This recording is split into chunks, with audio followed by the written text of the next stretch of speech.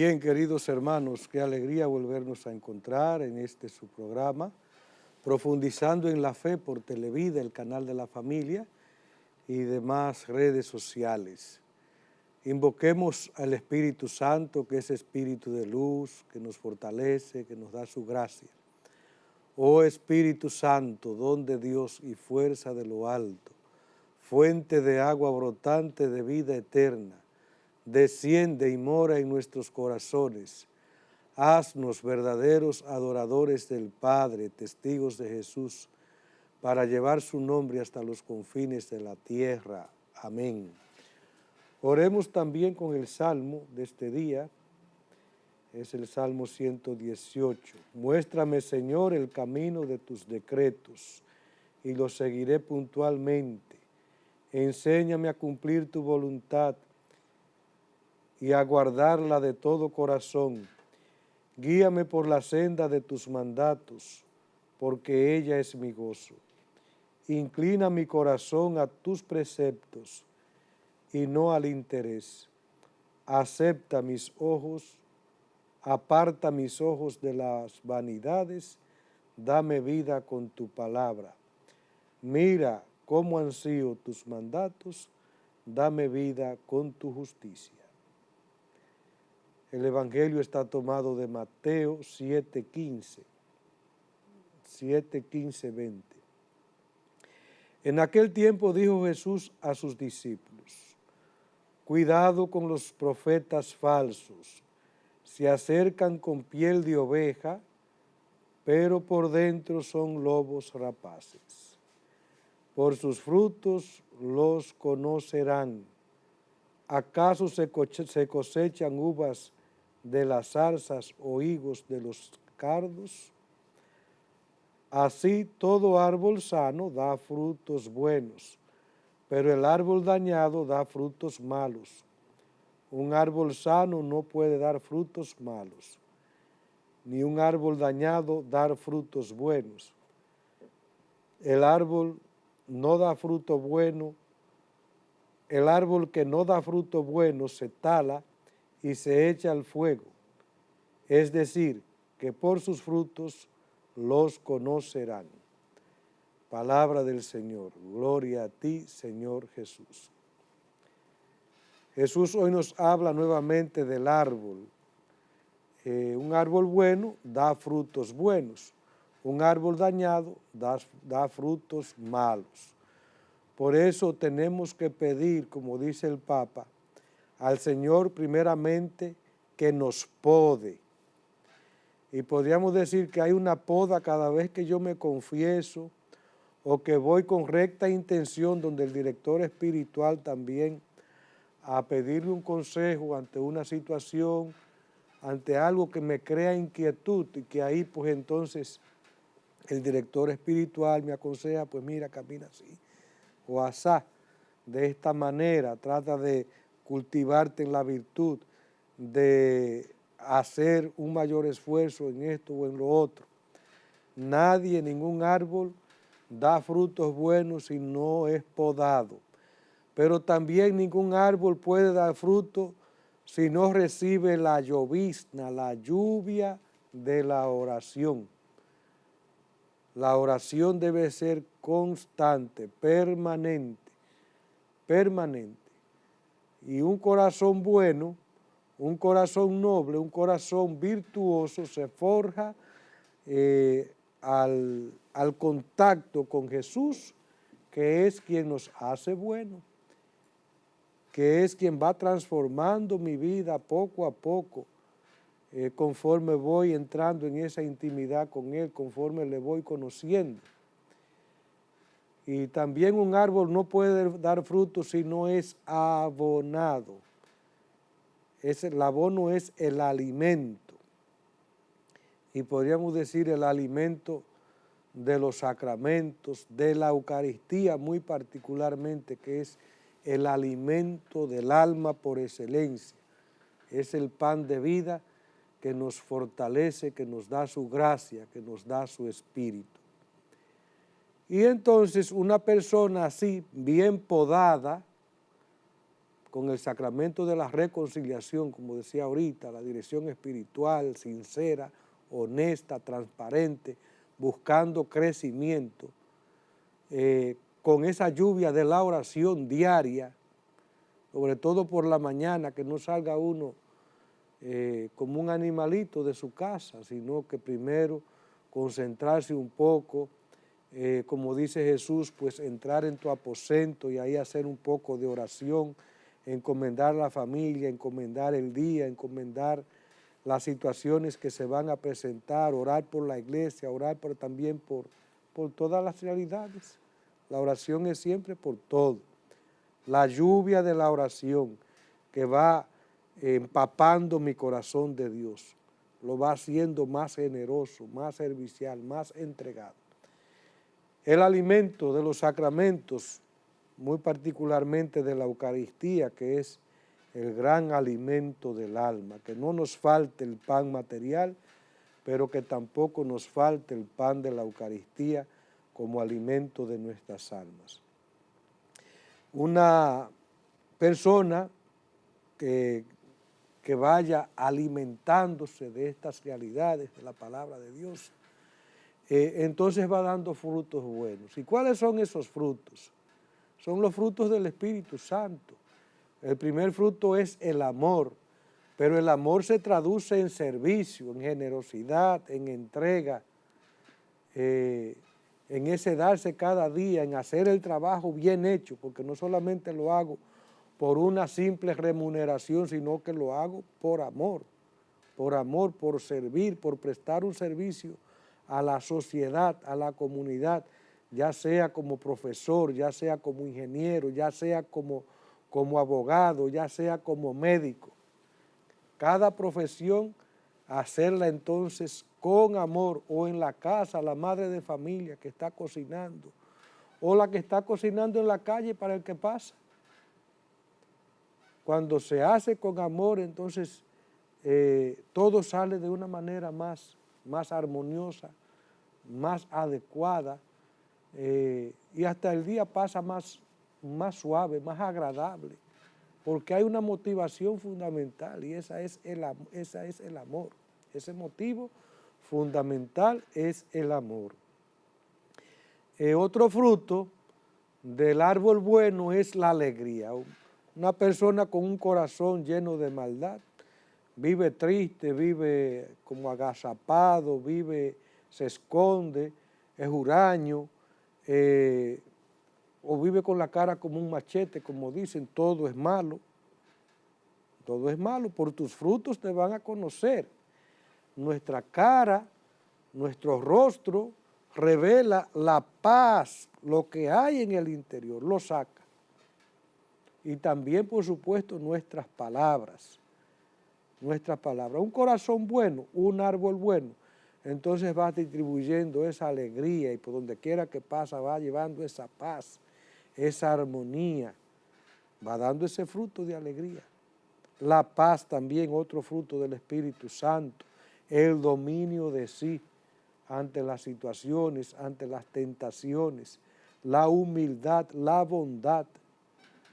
Todos esos son frutos de un árbol bueno, un árbol que está plantado a la orilla del río, que aunque vengan situaciones difíciles, como está anclado, como tiene sus raíces, que van chupando el agua viva, el agua del Espíritu, el agua que es la presencia del Señor en nuestras vidas, entonces ese árbol va dando buenos frutos para la gloria de Dios. Bien, pues hacemos una pausa y continuamos dentro de un momento.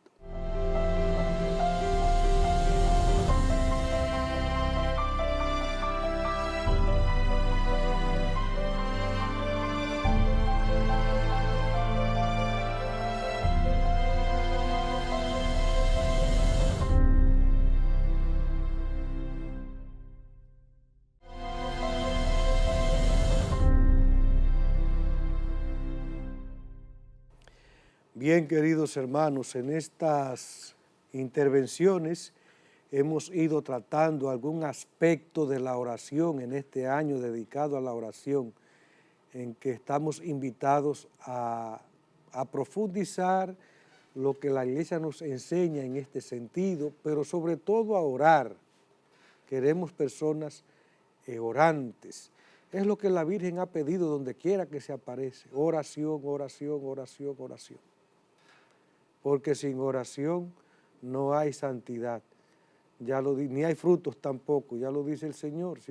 Así como la rama no produce frutos si no está unida a la vid, así también nosotros vivimos una vida estéril si no estamos unidos a Cristo. Y el mismo Jesús, podríamos decir, es concebido en un ambiente de oración. Si los grandes santos tuvieron revelaciones fuertes en oración, como es el caso de Zacarías, que entra en el templo y ahí el ángel se lo anuncia, como es el caso de Santa Margarita María de Alacoque, que está ante el Santísimo y ahí pues tiene las grandes revelaciones que le hace el Sagrado Corazón de Jesús. Es de suponerse que María también estaba en esa actitud de oración cuando se le presenta el ángel Gabriel. El ángel Gabriel. El mismo Jesús ora en muchos momentos de su vida. A veces ora durante su propio ministerio, como cuando se acerca a la tumba de Lázaro. El Señor hace una oración. También cuando dice, te bendigo, Padre, Señor de cielo y tierra, porque has ocultado estas cosas a los sabios, a los entendidos. Se las has revelado a la gente sencilla, a la gente humilde. Jesús ora en el desierto. Jesús ora en el bautismo. Jesús ora en la transfiguración. Jesús ora en la cruz. Jesús ora antes de ir a la cruz en Getsemaní y ora en la cruz. Jesús muere orando con los salmos en su boca. Perdónalos porque no saben lo que hacen. Oh Dios mío, Dios mío. Es un grito que le brota del corazón. Esa es la verdadera oración. Porque la oración no es repetir muchas palabras como un papagayo, no es decir lo que el corazón, lo que brota de lo profundo del corazón a un Padre que siempre está con nosotros, que siempre nos acompaña. También la iglesia nace en un momento de oración, porque antes de elegir a sus apóstoles, Jesús pasa una noche entera orando, y los apóstoles son las columnas de la iglesia, son el fundamento de la iglesia. En ellos se funda la iglesia, en su fe. Naturalmente ellos están anclados en la roca, toda la casa, todo el templo de Dios que es la iglesia, está cimentado sobre la roca que es Jesucristo, pero ellos son como las columnas de ese templo. En Pentecostés están en oración y es ahí entonces cuando viene esa gracia, esa fuerza del Espíritu que les inunda. Por tanto, la iglesia vive para evangelizar, por supuesto, pero no sin estar íntimamente unida al Señor a través de la oración. Nace, como he dicho, de la oración y vive en la oración. Y eso es lo que hace eficaz su misión, que es evangelizar, santificar el mundo. Y en la iglesia hay conocemos muchas modalidades o formas de oración. Una de ellas es la bendición y la adoración. Nos dice el catecismo en el número 2626, la bendición expresa el movimiento de fondo de la oración cristiana. Es encuentro de Dios con el hombre. En ella el don de Dios y la acogida del hombre se convocan y se unen. La oración de bendición es la respuesta del hombre a los dones de Dios. Porque Dios bendice, el corazón del hombre puede bendecir a su vez a aquel que es la fuente de toda bendición. ¡Qué maravilloso! En la oración de bendición se unen el don de Dios, el reconocimiento del don de Dios y ese impulso de bendecir a Dios que nace entonces de un corazón que agradece los dones de Dios, que reconoce los dones de Dios. Y es por eso que vemos a María cuando se encuentra con Isabel que dice, proclama mi alma la grandeza del Señor. Se alegra mi espíritu en Dios mi Salvador. Pero antes Zacarías también dice, cuando llevan a Juan al templo, ¿verdad? Y se le suelta la lengua, bendito sea el Señor Dios de Israel, porque ha visitado y redimido a su pueblo, al reconocer el don de Dios, el don del Hijo, pero también el don de todas las maravillas que Dios había hecho en él y en Isabel como familia. También Simeón, cuando recibe a Jesús en sus brazos, dice, ahora Señor, según tus palabras, puedes dejar a tu siervo irse en paz. También es una oración que brota de ese encuentro con Jesús. La bendición es ese reconocimiento entonces de los dones de Dios. Cuando usted entiende que Dios le ha bendecido, que Dios ha caminado con usted, que Dios le ha protegido, que le ha sanado, que le ha perdonado, que nos ha dado la vida, que nos da el pan de vida, la Eucaristía, que me ayuda a conseguir un trabajo, que me da luz, que me abre perspectiva, que me abre camino, que me ayuda a conseguir esto, porque el Señor nos da esas muestras. Entonces brota esa oración de bendición, de agradecimiento a Dios. Dos formas fundamentales expresan este movimiento, o bien en la oración asciende llevada por el Espíritu Santo por medio de Cristo hacia el Padre, o bien implora la gracia del Espíritu Santo que por medio de Cristo desciende de junto al Padre. Cuando bendecimos a Dios, es una oración que asciende con ese grito de alabanza a Dios, de bendición a Dios, o también puede ser una petición al Señor, una especie de petición hecha alabanza, pidiendo al Señor que envíe su gracia, que envíe su Espíritu Santo. Bien, la adoración es la primera actitud del hombre que se reconoce criatura ante su Creador. Exalta la grandeza del Señor que nos ha hecho y la omnipotencia del Salvador que nos libera del mal. Es la acción de humillar el espíritu ante el Rey de la Gloria y el silencio respetuoso en presencia de Dios siempre mayor. La adoración es de Dios 3 veces santo y soberanamente amable, nos llena de humildad y de seguridad a nuestras súplicas. Aquí se subrayan varios detalles. Primeramente, la adoración solamente es un culto que se da solo a Dios. Solo a Dios se adora. A los santos no los adoramos porque no son Dios. Los santos son también criaturas que el Señor eligió, que el Señor purificó, que el Señor santificó y que lo llevó, lo perfeccionó tanto que se lo llevó con él inmediatamente a la gloria. Pero la adoración es solo a Dios y brota sobre todo del reconocernos criatura.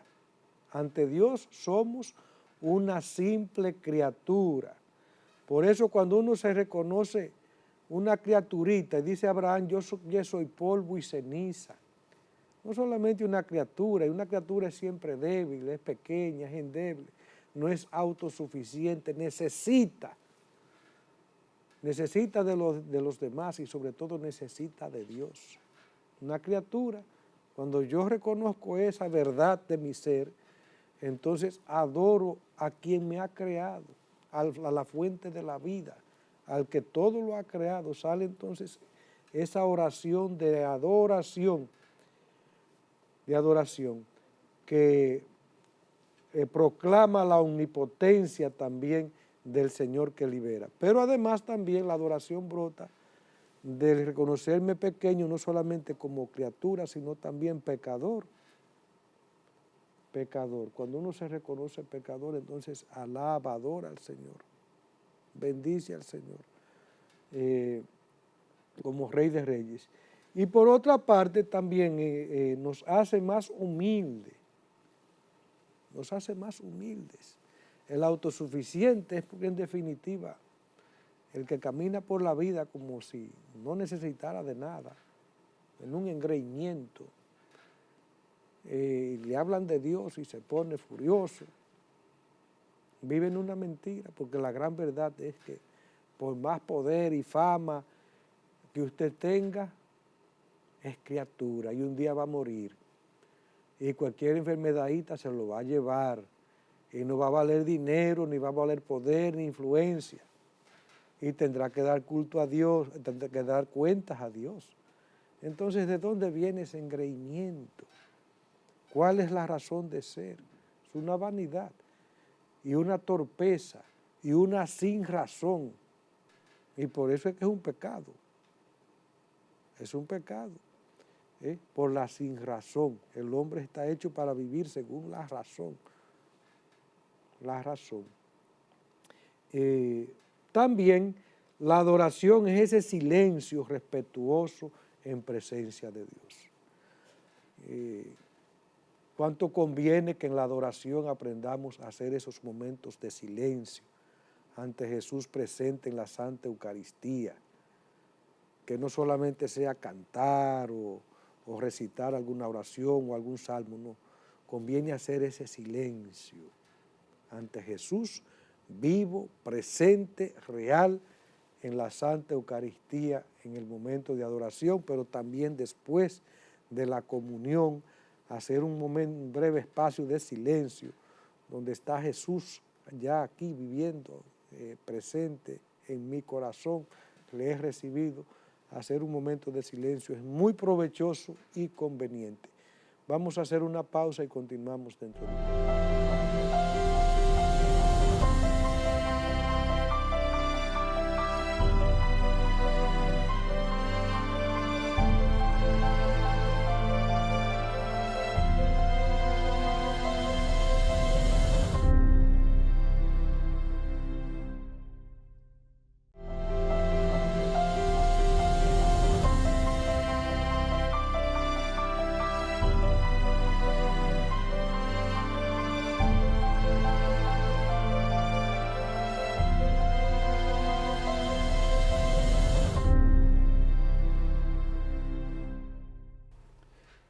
Bien, otra forma de oración y quizás la más común es la oración de petición.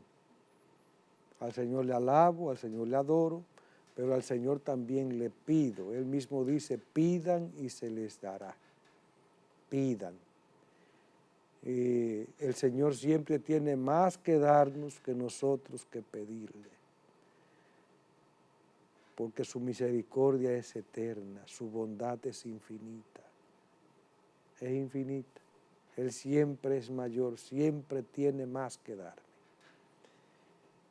En el Nuevo Testamento aparecen varios elementos para referirse a la petición, varios verbos que lo describen como pedir, clamar, llamar con insistencia, invocar, gritar, incluso luchar en la oración.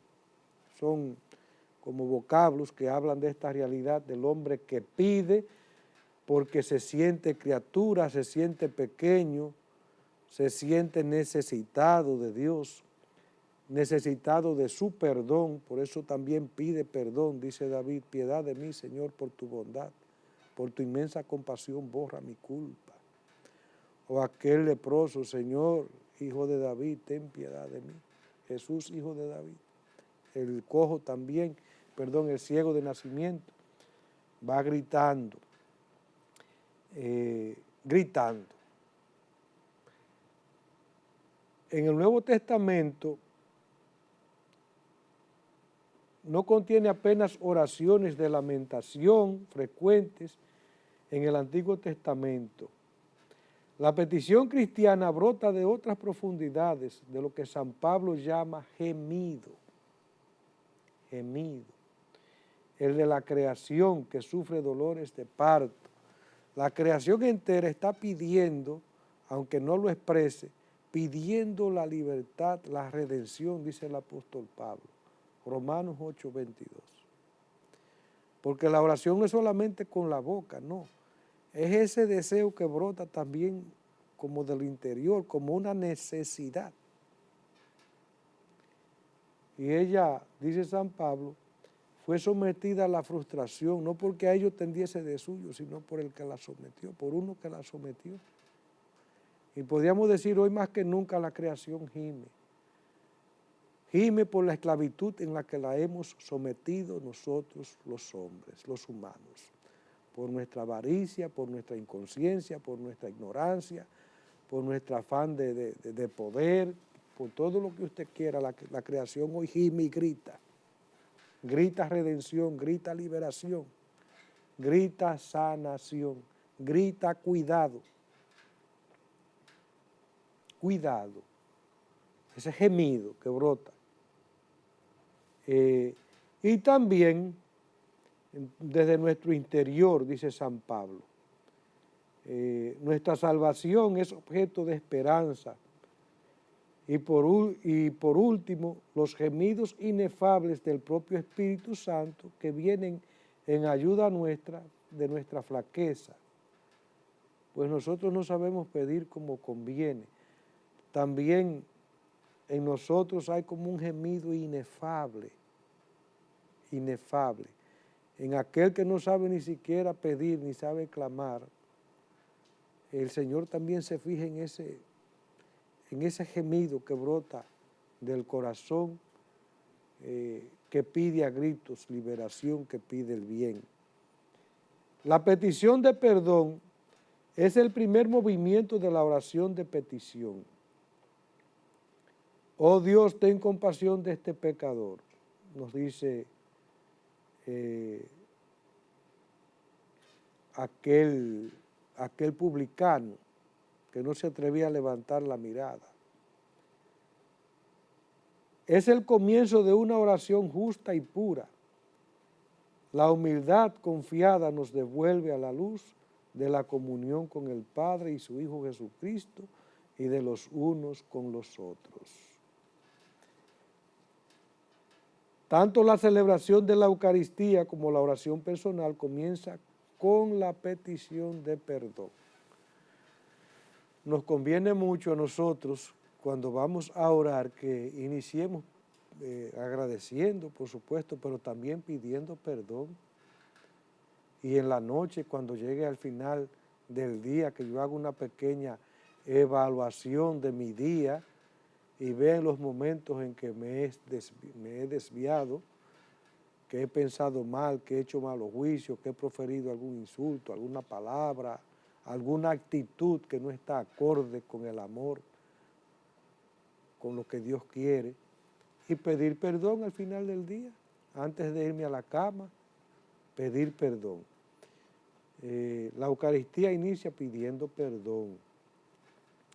La petición cristiana está centrada en el deseo de la búsqueda del reino, que viene conforme a las enseñanzas de Jesús. Dice Jesús, nos enseña a pedir en el Padre Nuestro, otra petición, venga a nosotros tu reino, a nosotros tu reino.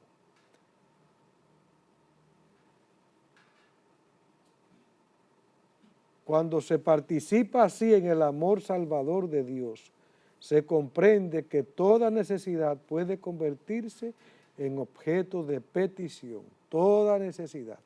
¿Estás en una enfermedad? Pide al Señor. ¿Está pasando por una situación de penuria económica? Pide al Señor. ¿Se te murió un familiar? Pide al Señor. Estás en una situación de tristeza y de tribulación, pide al Señor. Estás en una situación de pecado, pide al Señor. Cualquier necesidad puede entonces convertirse en un medio para yo entonces acercarme al Señor y pedir. Cristo, que ha asumido todo para rescatar todo, es glorificado por las peticiones que ofrecemos al Padre. En su nombre, con esta seguridad, Santiago y Pablo nos exhortan a orar en toda ocasión. Orar en toda ocasión, en todo momento, con súplicas, con cantos, con salmos, cánticos inspirados, orar. También puedo cantar, qué bonito es cantar, por ahí se dice que el que canta ora 2 veces. Ora 2 veces porque el canto le suma un plus a esa oración. Es una oración más bella, más armoniosa al Señor, que es dueño de todo y que nos da tantos bienes, tantos beneficios. Bien, queridos hermanos, hemos visto el Evangelio, que un árbol malo no puede dar frutos buenos, un árbol bueno no da frutos malos.